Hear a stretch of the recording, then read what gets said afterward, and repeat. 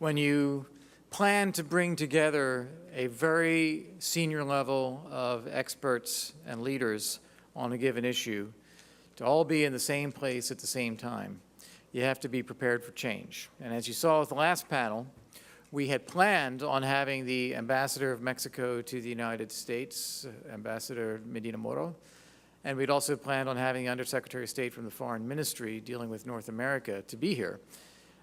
Unfortunately, or fortunately, if you will, Secretary of State decided to have a meeting with his Canadian and Mexican counterparts, and two of our panelists were drawn into that and had to cancel their participation here, but we were very fortunate to have that business perspective from those two other leaders from Mexico that we saw here just now. Similarly, in trying to assemble some of the best experts on China that we've had to make a few changes at the last minute in the program. But in this case, as in the last case, we got very lucky with who we were able to bring in as well. You will have seen in the program, we had originally planned to have Deborah Lair, who is with the Paulson Institute. Hank Paulson, former Secretary of the Treasury, you may know, has dedicated most of his time now to building the business relationships between the United States and China and helping a next generation of Chinese business leaders step forward. Deborah Lair has worked very closely with him. Unfortunately, she was asked by Secretary Paulson to remain in Washington today. Likewise, we had lined up the former senior analyst at the CIA for China, Chris Johnson, to speak with us, but unfortunately, because of the snowstorm in the Northeast, his flights got mixed up and he was not able to make it here. But we are very fortunate with what we have because we now have Stape Roy, former United States ambassador to China, one of the real strategic, visionary people in the Foreign Service, time that I was there in the Foreign Service, and with a reputation about the many aspects that we need to think about. If Mexico was a discussion largely about opportunity, this is a discussion as much about challenge as it is about opportunity. And he is joined by Charles Freeman, also a former senior analyst on China, and a consultant with Forbes Tate, working with businesses on their activities in China, and also a senior fellow at the Center for Strategic and International Studies, and we were colleagues in a former life. We have Bob Parker, not to be confused with Bob Barker, so here in behind curtain number 4. And he has done many things, very successful in business, but probably the most noteworthy thing is his relationship with the Premier of China, Xi Jinping. He interviewed him for Fox News. They struck up a relationship. He's one of the U.S. businessmen who has developed the closest relationship with him, and I think has some unique insights to share.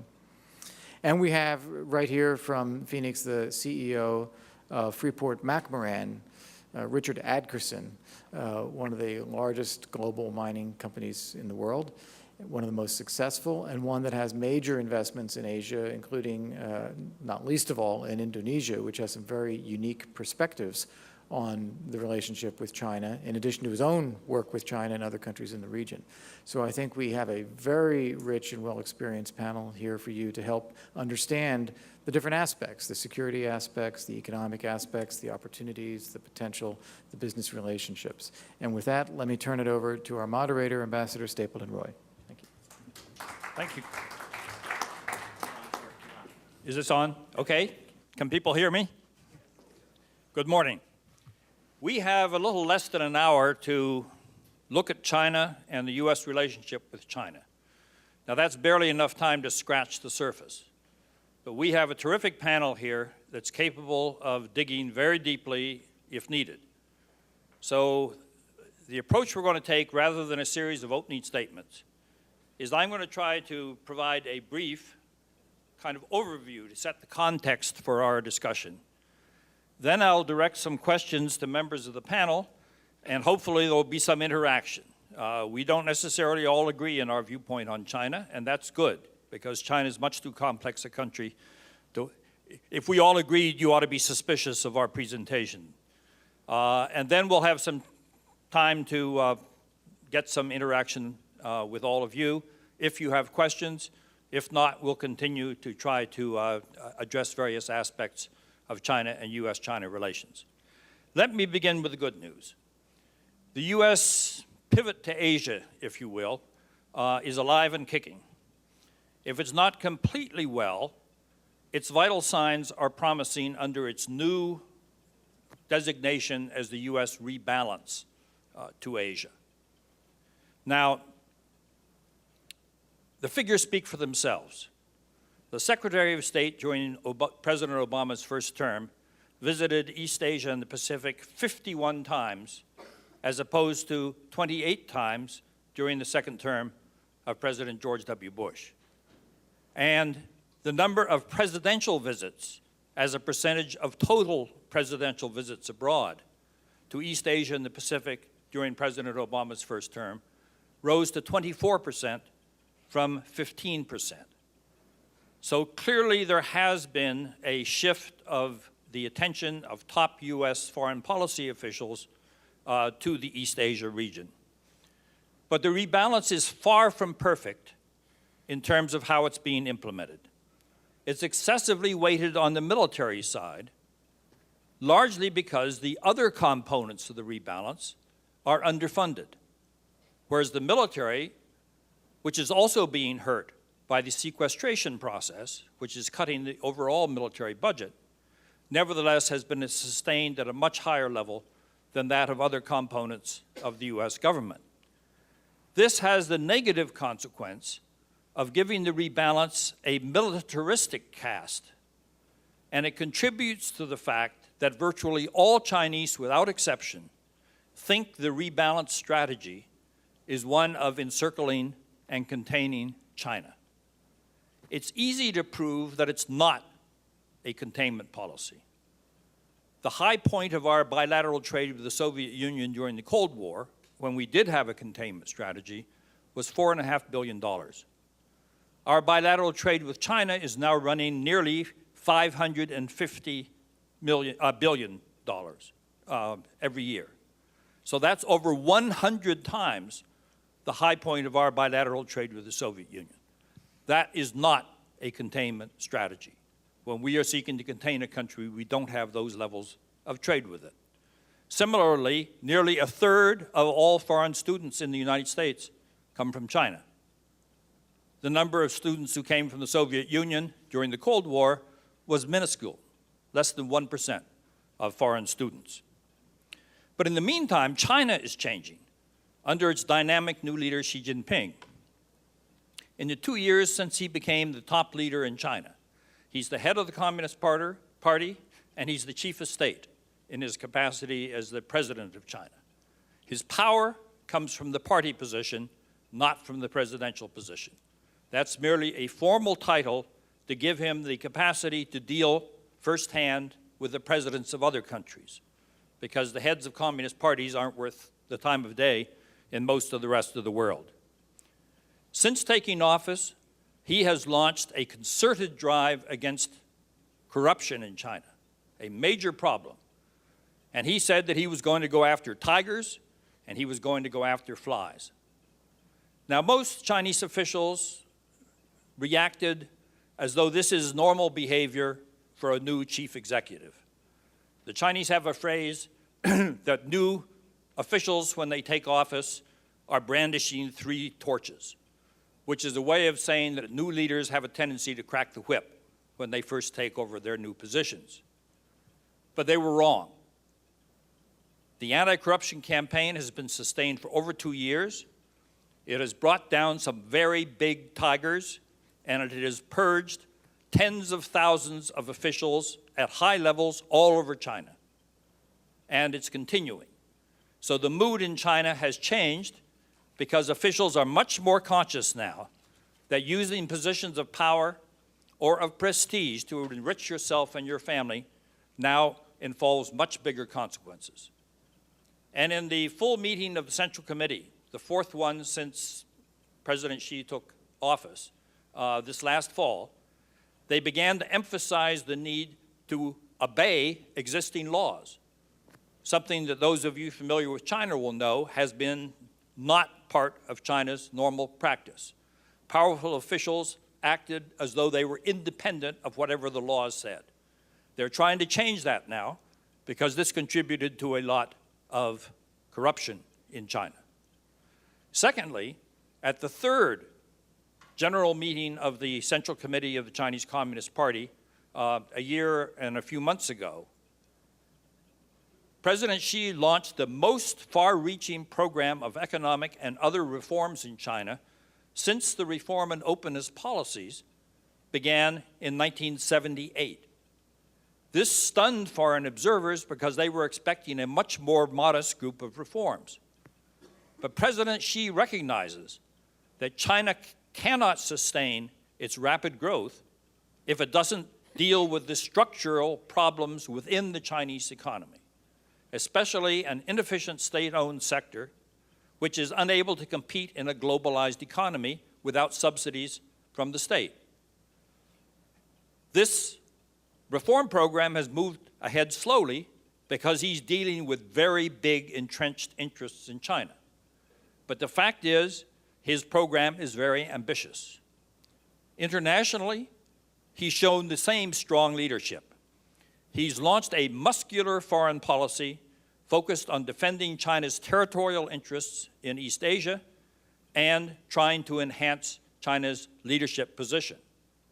At the same time, he's called for a new type of great power relationship with the United States, one designed to head off destructive strategic rivalry between China and the United States. He's also moved away from Deng Xiaoping's prescription that in focusing on economic development, China should keep a low international profile and not grasp for leadership. Now, Chinese boast that they have a proactive foreign policy, and President Xi has launched a series of proposals that have a distinctive Chinese brand identification. For example, he's inaugurated an Asian infrastructure investment bank, where most of the $50 billion initial capitalization comes from China. He's pledged another $40 billion to developing two Silk Roads, if you will. One, a maritime Silk Road that will improve port and other facilities in Southeast Asia and on into the Indian Ocean, and an overland Silk Belt, which will extend into Central Asia, South Asia, and the Middle East, involving massive investment in high-speed rail connections and improved road connections. He has countered the U.S. program of the Trans-Pacific Partnership, which is our effort to have a high-quality free trade agreement with the countries of the Asia-Pacific, and President Xi has launched a proposal for a free trade area in the Asia-Pacific, sort of a Chinese response to a U.S.-backed proposal. And last but not least, he has spoken twice of the need for new security and cooperation architecture. In one speech, he said this was needed for Asia. In another speech, he said it was needed for the Asia-Pacific.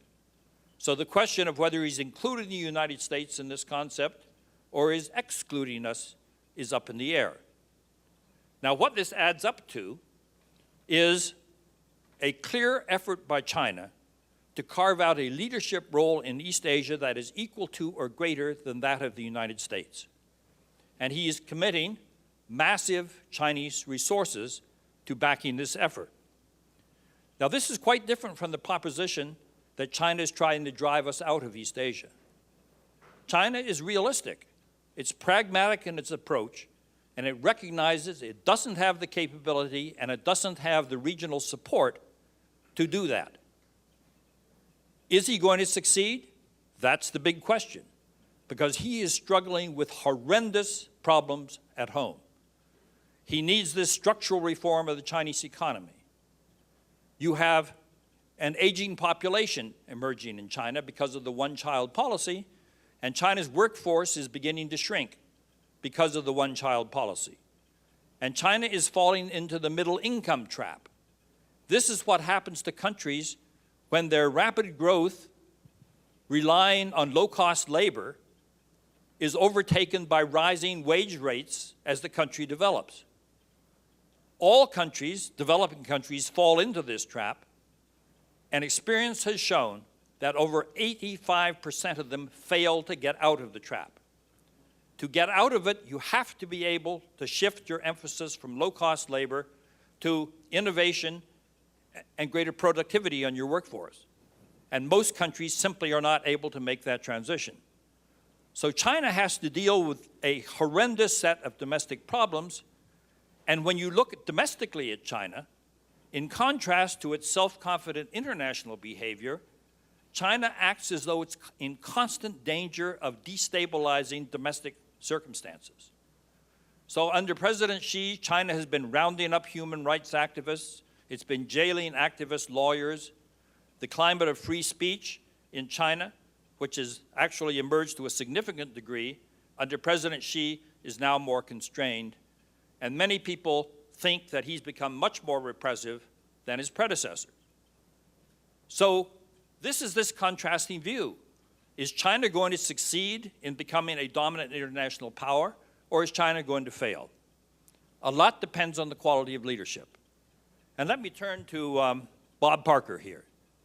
Bob has had extensive exposure to President Xi, and Bob, I would welcome your comments. You know, I think the best way to explain a little bit about the business environment and Xi Jinping is kind of give you some stories about Xi Jinping, because it's so important. I was just telling the panelists here that in China, it's a blurred vision between what is business and what is government.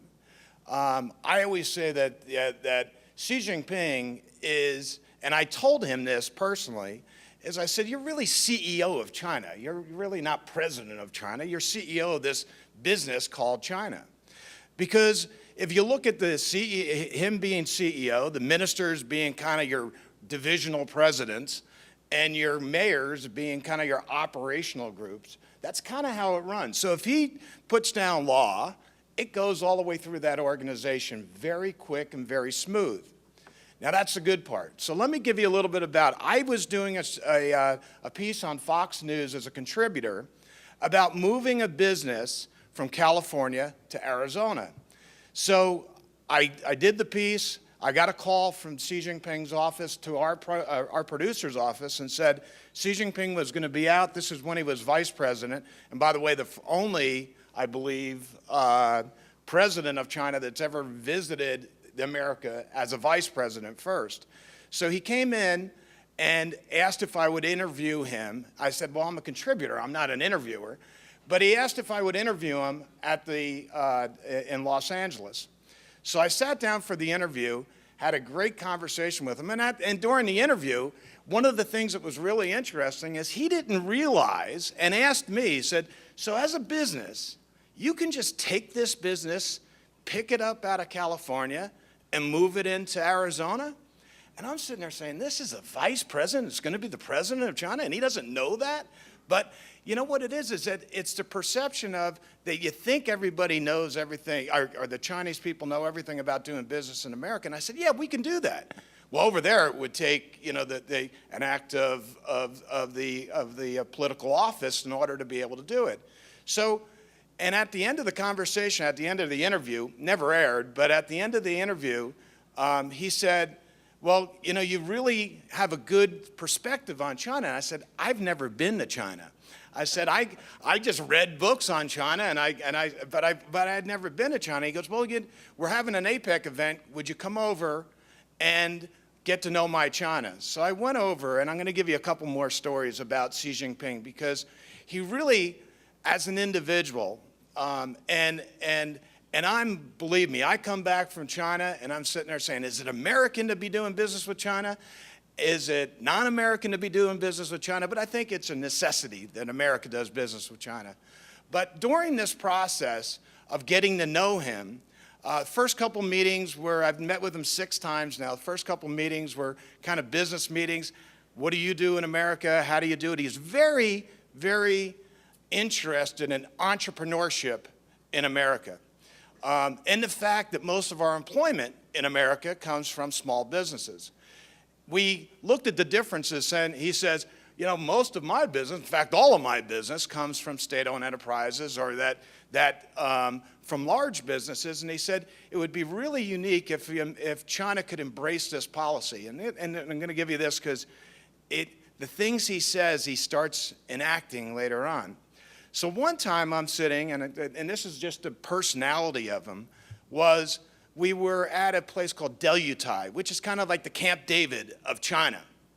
So we're walking through Diaoyutai, and I'll give you a little, because he wants to understand American humor also. So we're walking through Diaoyutai, and I said, it's so nice to be able to not talk business with you. And we talked about his daughter and his daughter going to Harvard and how much he missed his daughter. And I said, this guy's like a real individual. So we're walking around, and I said, it was so nice for us to take this time together with 50 of your closest friends following us, the security of it. And they're up on the buildings. I saw these guys, these snipers up there, as America does. And I looked up and I said, I certainly hope they like you. And he says, I do too. so I just giving you a little bit of flavor of his sense of humor. But one of the things I asked him, I said, what does it feel like to be president of China?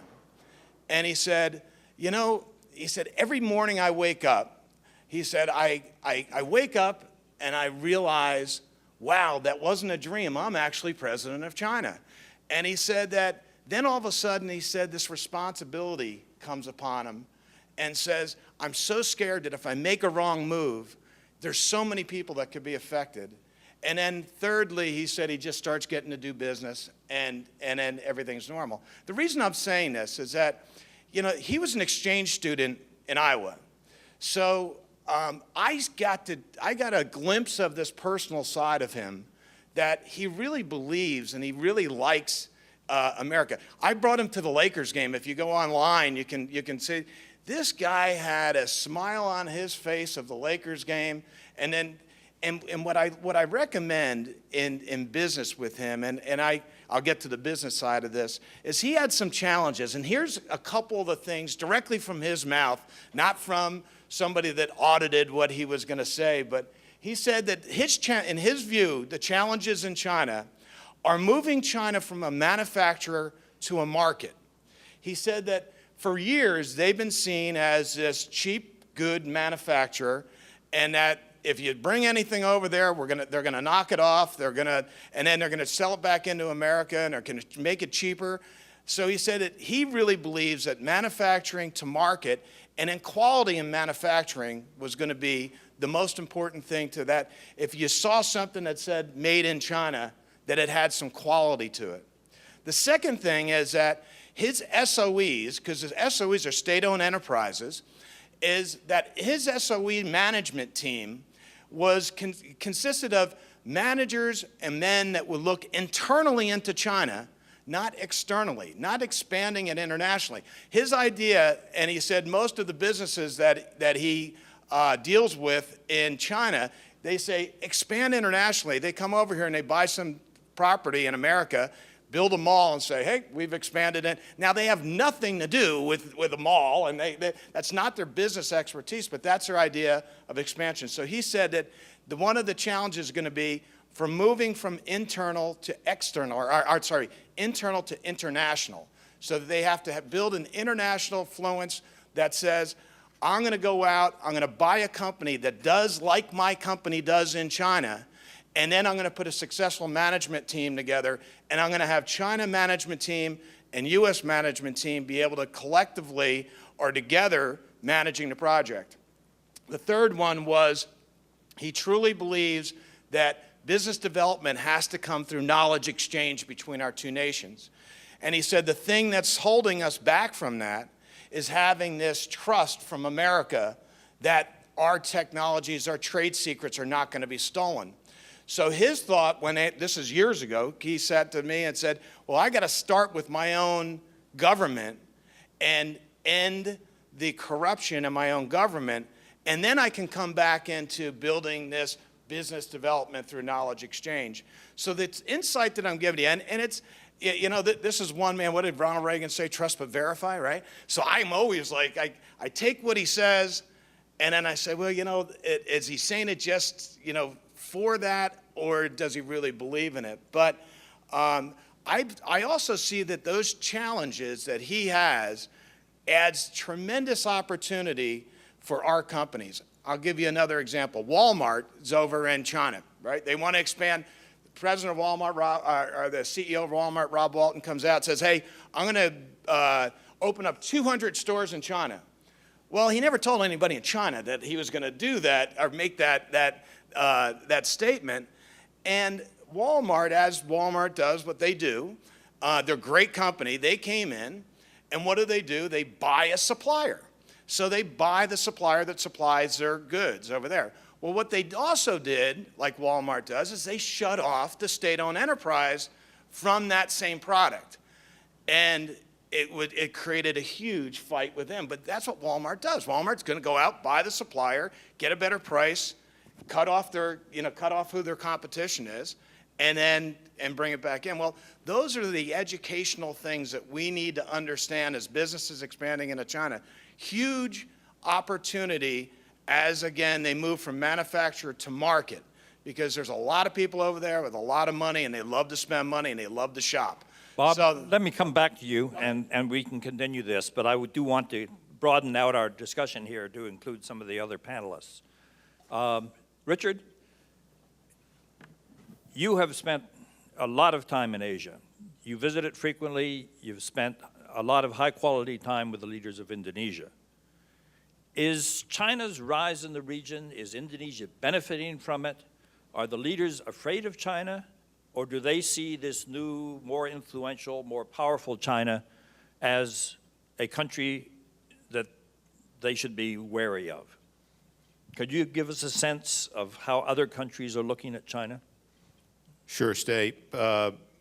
Just for the audience's information, our company made a pivot to China and Asia 25 years ago when we discovered one of the mining industry's great mines in the highlands of New Guinea in the Indonesian province of Papua. It is a copper mine, and gold is a byproduct. It's the largest gold mine in the world. We have over 30,000 people working in one of the most remote places in the world.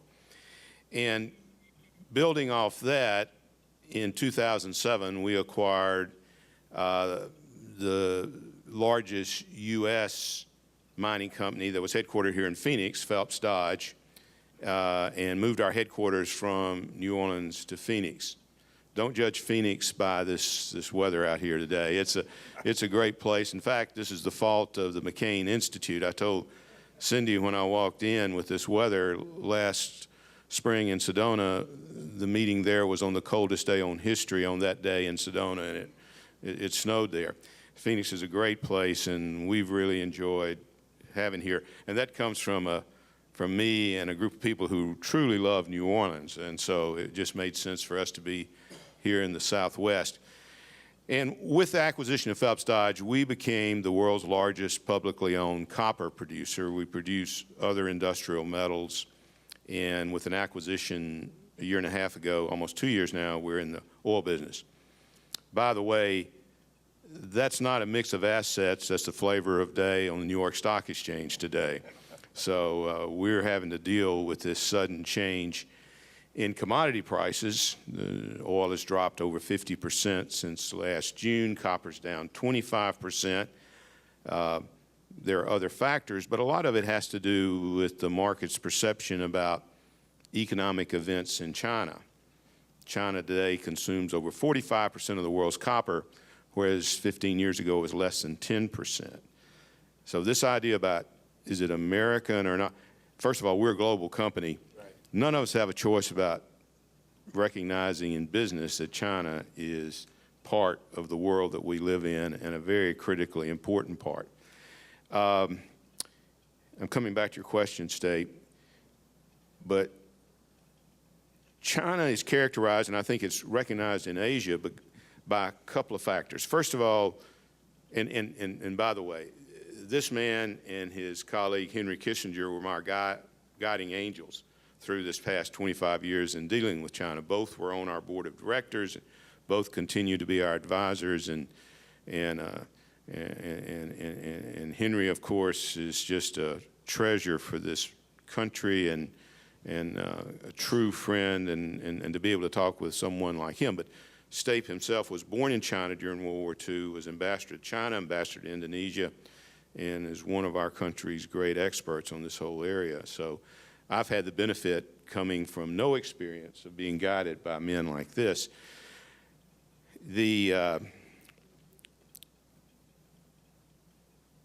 As seen in Asia, and particularly in a country like Indonesia, many people in the U.S. don't realize that Indonesia is the fourth largest country in the world in terms of population. It's the world's largest, has the world's largest populations of Muslims, but it is a country that has religious diversity and ethnic diversity, and it spans geographically in an area that would be equivalent to going from Seattle to Bermuda with 14,000 islands. And it has a rich, remarkable history. And then when you look at China with its big population, the way it's developed politically and now from an economic standpoint, there's a big contrast with Indonesia.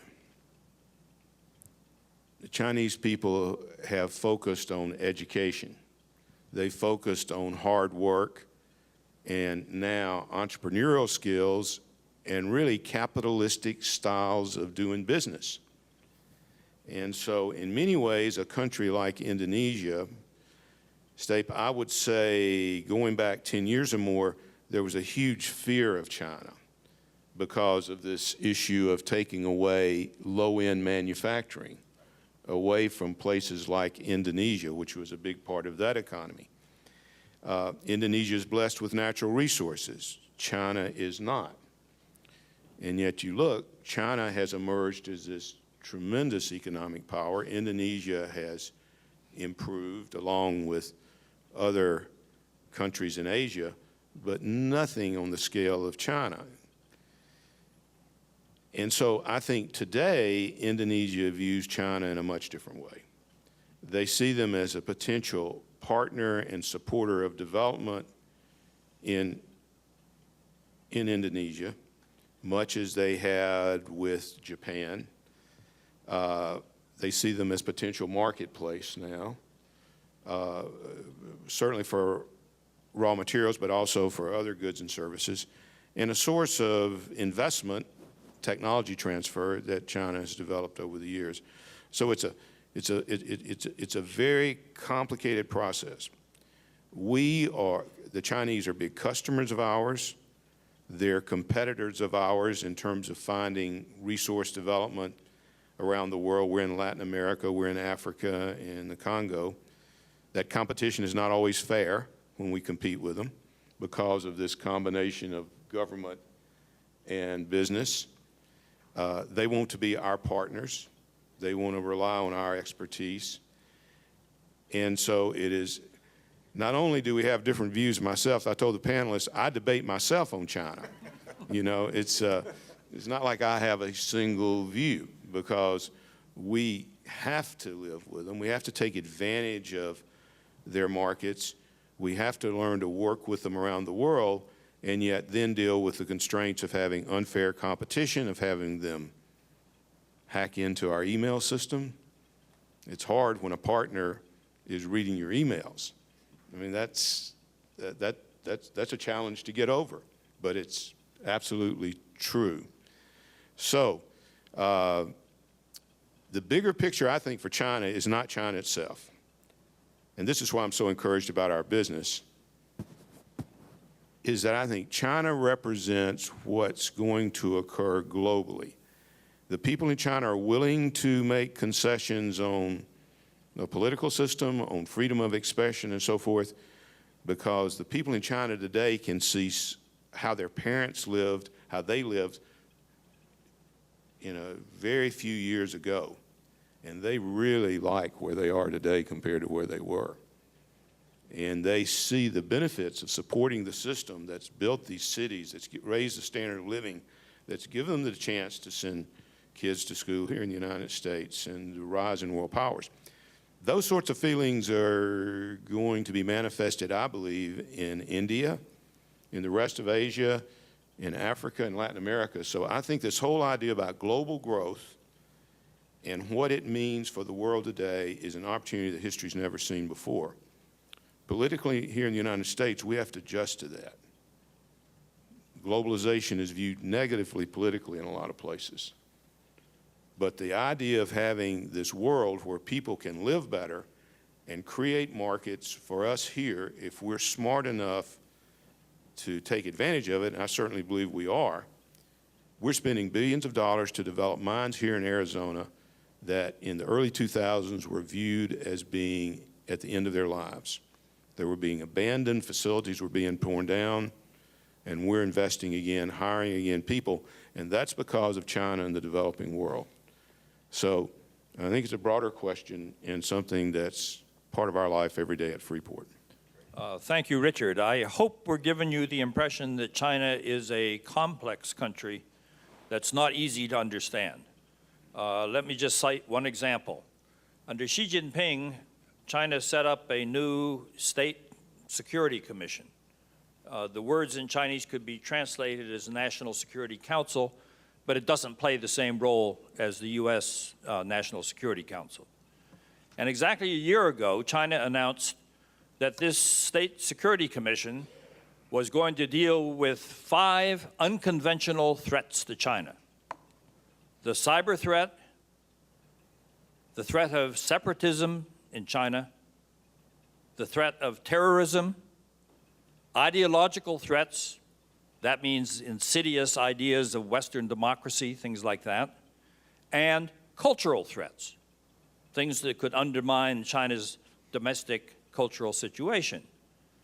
Well, 1 week after making that announcement, China lifted a 3-year ban on Lady Gaga and permitted the sale of her new disc in China. So this is not what one would have expected from the announcement about the goals of the National Security Commission. So, Charles, my question is, how would you assess China? What direction is it moving in? Is it really becoming more repressive, or is this merely good sense, fending off Gorbachev's problem of trying to engage in reforms and losing control of the domestic environment? Could you give us a little sense? Well, I mean, thanks. It's great to be here, and it's always a delight to share a panel with STAPE.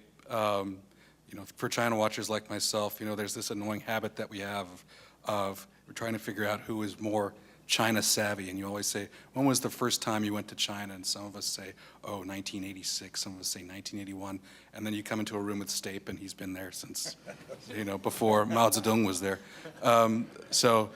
Anything that I have to say pales in comparison to whatever STAPE would have to say. I want to pick up on both what you said and what we've heard about, you know, the idea that the average Chinese is willing to sacrifice the kind of political freedoms, freedom of expression, that kind of thing, in exchange for this inherent bargain that, you know, my children are going to do better than I did, and that I can count on the Communist Party to shepherd growth that's going to put money in my pocket and put food on my kids' table for the years to come. And I, you know, for those of us that have looked at China for years and have seen this straight line upward growth, 10% year on year or 8% or whatever it's been growth, I mean, there's this temptation to think, well, this will just keep going forever. And I'm reminded of what someone said to me in the early 1980s, which was in 1977, 1 out of 18, when the year Elvis died, 1 out of 18 Americans listed as their occupation on their tax return Elvis impersonator. 7 years later, it was 1 out of 4 Americans. By 2077, 1 out of 3 Americans will be Elvis impersonators. You just can't rely on upline growth. And I think one of the what's been said here about you know, what Xi Jinping worries about when he gets up in the middle of the night and looks out and sees, well, how do I maintain this implicit bargain with the Chinese people that you let us have control, political control, and we'll make sure that the economy grows. And if you look at where the economy is now, and you look at sort of the 4 components of growth being capital, labor, land, and innovation or productivity or whatever you want to call it, China's run out of new gains that it can make on capital. They can't pave many more roads. They can't build many more airports. They can't do much more to generate growth, and the returns are coming way down. As we said, the returns that you're getting on cheap labor have started to run out, particularly since you've got the demographics challenge. And then in terms of land, they've drastically, the land, the air, everything has been really, they've sucked as much juice out of that apple as they possibly can. So they really need to move into something that is more like innovation, entrepreneurship, the things that Bob was talking about. And so they're trying to figure out how to get there. And it doesn't come naturally to Chinese, particularly the Chinese Communist Party, which looks at the state-owned enterprises as the bedrock of the economy. And if you've ever dealt with a state-owned enterprise, their concept of the bottom line is very different from what a private business person would have. If you talk to the CEO of a state-owned enterprise, even now, their first, and you say, how's business? They say, well, we consumed 700 million metric tons of steel, we've got this many employees. You say, no, how's business? And they say, oh, you mean, are we making money? Oh, well, I've got that figured here somewhere. The concept is not there, so if you're trying to instill into a system that is dominated politically by state-owned enterprises, trying to instill entrepreneurship and a sense of, the bottom line as we would think about it, Xi Jinping has a huge challenge there. As Bob pointed out, the private sector is increasingly important to Xi Jinping and to the Chinese Communist Party. The secret is that the private sector has been generating most of the value in the economy for years. For 15 years, the private sector has been contributing 70% to GDP and using only 30% of assets, vice versa for those SOEs. So the private economy has really been rocking and rolling, but they've been constrained because the SOEs, the state-owned enterprises, have access to all of the good stuff from the party and from the state. So figuring out a way to transfer some of the freedoms, if you will, the economic freedoms to the state, to the private sector, so that they can become really the drivers of the new economy, is something that I think that the Chinese Communist Party struggles with because they don't trust the private sector. These guys aren't as easily controlled. So if you want to drive that, you want to get that, you've got to change the way you do business. And so the ambitious reform process that Stape was talking about really is fundamentally trying to change the way that the economy interacts, and it's fundamental. And I think if you look at some of the political reforms that are coming out, and I call them political advisedly, if you look at the corruption campaign and all these other things, there's an effort to move the way that China governs, or the Chinese government governs economic activity, from one which they either deny the activity to occur or they allow it, and that's the extent of regulation. So it's approval or denial. It's a post facto. It's much more of they're trying to make it much more of a traditional regulatory process where most things are allowed, and we're just going to make sure, we're just going to watch you and regulate your business activity. That's a fundamental step, but you have to have the capacity, the bureaucratic and regulatory capacity to do that, and they don't have it. So you're seeing all these hiccups, particularly in regulation of foreign companies like Walmart or Microsoft or others, where you're seeing government activity and management of foreign business in the marketplace in a much different way that you had, much more intrusive, putting aside the question of whether they're hacking you, much more intrusive than it has been before, and that's creating a real problem for the foreign business community in China as they look out and say, okay, where are things going next? So there are plenty of reasons to be concerned about whether the straight line growth can continue. Plenty of reasons to be concerned about whether Xi Jinping can be successful. But every time that I get down and think, okay, this place it can't possibly achieve all these successes, I remember that I think 15 years ago someone published a book called The Coming Collapse of China. and you know, every year it gets a new edition. Well, eventually China will collapse. But I think betting against these guys, you'd lose every time. That's a very good point, Charles. I was just reading an article in the morning paper, actually, about this coming collapse of China. Frankly, coming collapses is a meaningful prediction, a meaningless prediction, unless you can say when the collapse will occur. I can predict with total confidence that all of you are going to die. But the question of when you die is what really matters to all of you, and I can't predict that. So predicting that China is going to collapse is, in my judgment, a largely meaningless measure for looking at it. Another interesting point about these state-owned enterprises. Now, they are a lot more efficient now than they were 20 years ago, 25 years ago when I was ambassador in China. But one evening I find myself at a dinner party seated next to the vice minister of the coal industry. And I was casting around for things to discuss with the person, and so I asked him, what's the average employment at a typical Chinese coal mine? And he said, it's 20,000 to 30,000 employees. And I said, how many employees would you need to maintain the same level of production if you were a startup coal company? And he said, maybe 500 to 600 workers. So the contrast between employment for 20,000 to 30,000 versus the 500 to 600, that was a measure of the inefficiency of the state-owned sector in China. It's better now, but it still has a long way to go. Now, we have lots of more things we could say, but in case we've been boring you to tears or have not been addressing what's on your minds, let's go to you all to see if any of you have any questions about China that you'd like us to address. You can address questions either to the panel as a whole, or you can address it to individual members of the panel if it's a specific topic that you would like them to respond to. Sir. There was a big movement to bring China and Taiwan together, and then the recent elections in Taiwan seemed to cause a real reversal in that. How do you anticipate the China-Taiwan connection to evolve in the next 5 years? I think probably I'm the best person to take that one on. There has been a remarkable change in the nature of the cross-strait relationship over the last 35 years.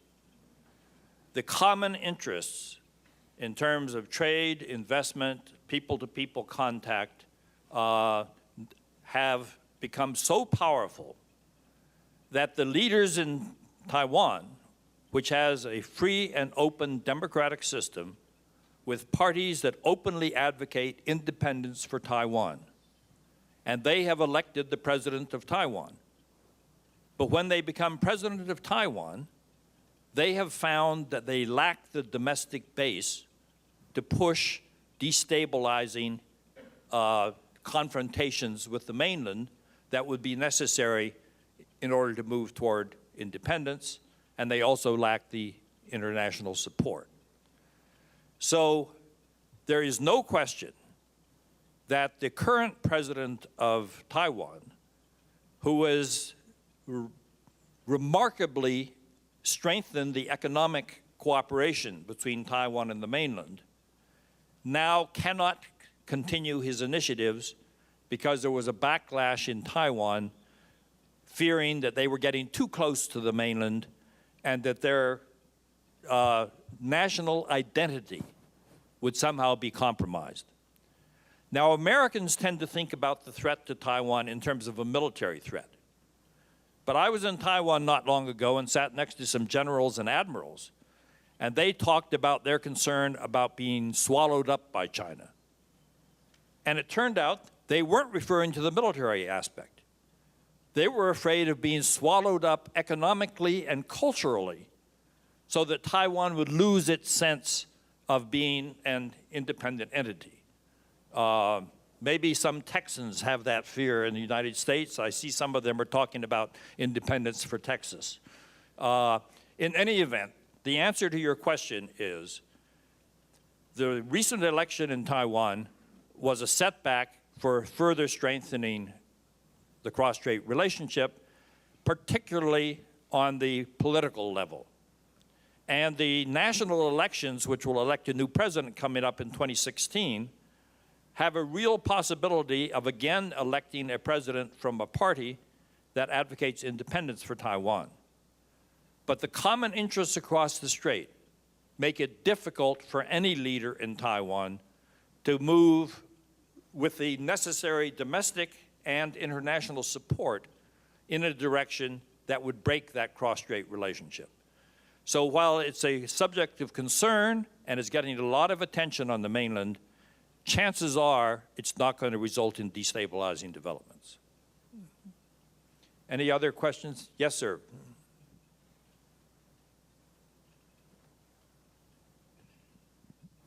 Does China play a disproportionate role in the cyber threat? Yes. Just to follow, not to be too overly glib, our government tends to think of cybersecurity as, or the cyber threat as being bifurcated. It's okay to gather cyber intelligence for national security purposes. It's not okay for our government to gather intelligence for economic purposes. So we draw that line, and we try to push that line with China when we talk about all the activities that they're undertaking, either officially, unofficially, semi-officially, whatever it might be. The problem is we're the only country that thinks that way. France has a very active cyber policy to actually benefit some of their own companies. And Israel certainly does. Other countries do as well. So it's very difficult for us to push that line. The question that I have, and a lot of our companies, if you haven't been hacked, you're not telling the truth. All of our companies that have been hacked have had intellectual property taken, and it's been called the biggest theft in human history in terms of the amount of intellectual property that's been taken out of. The question is, how much of that has actually been put into commercial circulation in China? Not that much. And our guys will point to one or two examples. There's a Delaware paint company of some size that has had one of its products copied through cyber, but very, very little of the overall stuff that's been taken has actually been deployed. So it's one thing to steal it, but if you can't do anything with it, has the tree fallen in the forest and you can't hear it? Richard, you referred to that. Do you want to add anything on that? Yeah, I would maybe take a little bit different tack, because in our industry, the natural resources industry, which is an industry where China has particular global objectives and needs because of the lack of resources within the country, we certainly, what we saw directly when the FBI walked in one day with disk with emails between me, my CFO, and our deal team that they got from monitoring road sites in Shanghai and Beijing is a hand-in-glove relationship between the hacking that's been publicized since then and dealing with specific business objectives with companies that are partially state-owned, partially public. So the striking thing to me was, first of all, we changed everything about our systems. There's certain things we don't deal with on email any longer. I'm also convinced that they can get anything. It's one thing to go into China and worry about having a ghost phone and leave your computers in. This came through Peru and an NGO in Phoenix where they got into our system. So there was definitely an objective. It dealt with a commercial interest where a Chinese company wanted to be a partner of ours in a deal. And we were talking with other companies, and they wanted to disrupt our discussions with other companies. So it was really focused and so forth.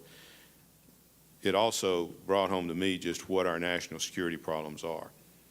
And so since then, we've been working with Homeland Security through the Business Roundtable. We've been working on this issue aggressively. It's not just China. You mentioned Israel, Russia, other companies as well. So it's just the enormity of the problem is really significant, and it has to affect the way you run your business. Bob, when you meet with President Xi, does he know in advance the questions you're going to ask? No, I actually, it's been very open conversations with them. Unless there's two types of conversation you'll have with Chinese, even an SOE or any government official. There's one where you're not in front of a microphone, and then there's another when you're in front of a microphone. Any meetings you have, even if it's with a corporation, they're recording that meeting, and it goes up to either the provincial mayor, and or if you're meeting with the provincial mayor, it goes up to the minister that subject is related to. In reference to cybersecurity, when we were saying about the blurred line between government and business, I see that the companies that I'm working with over in China, it's a very normal practice for them even to spy on each other. They don't trust each other. Chinese companies don't trust each other, and they certainly don't trust our companies coming in. So to your point, I really believe something has to change there, and I'd love to address it with Xi Jinping, but something has to change there in their mindset because they see it as a normal business practice to spy on somebody else. So. Yeah, these business conversations we have with these companies that are involved and we're finding in our industry they are much more commercial. Yeah. We had a big concern that because of their need for resources, they were going to be making a bunch of uneconomic investments around the world. They started doing that, lost money, and they backed off from it. And so the guys I deal with, they're real business guys. We have, candid conversations. They're competent. They got good advisors. We have nice dinners, and but that's just part of the scenery that you have to deal with. I think it's going to get worse before it gets better too, because as the pressure, like you were saying, that there was only so many resources there. They can't build anything new and employ people in China that way. They have to go international, and as they bridge into this international, they're going to be looking at that company that they're going to be partnering with over this way as they get more business savvy. So we're going to really have to watch ourselves in the way of that cybersecurity. Well, that's true, but I'll take issue about this. They can't build anything else. I mean, their state grid just announced they're increasing expenditures for 10%. I've sat down with them and looked at 25-year projections of what they need to develop from an electrical power system. What they're going to need to develop for the sources of power, for water resources for their country. The development's been on the coast. Mm-hmm. Right. They still have close to 1 billion people in the interior that are living very modestly. Really? And every Chinese dynasty, right, has been overturned by an agrarian revolt. So they're concerned about investing in that interior to raise the standard of living in those people, and that's enormous. And the financial resources, I know we're out of time, but Stape's comment about the Silk Road, amounts of money that's there, they're like some of these NFL owners. They got a huge amount of resources to invest in things that may not be as high rate of return as some other investments, and they can spend money and still have those resources. We've been talking about leadership. Bob revealed something very important about the nature of China's leaders. They're quite unabashed about asking foreigners who know something they would like to know about it. American leaders tend to lecture foreign leaders on how to run their countries. Bear that in mind. 2, China's leaders have horrendous problems, and they are focused on doing something about them. Ask yourself as CEOs the difference between leaders who don't address difficult problems, and in Washington that often seems to be the way we are addressing our problems, and China, which is trying to address its problems. Now, simply trying to address it doesn't guarantee success, but I think you have to bear in mind in thinking about the potential collapse of China that when leaders are focused on the problems they should be focused on, they are usually able to keep problems manageable. And I think that's an important takeaway from this session for all of you. Thank you.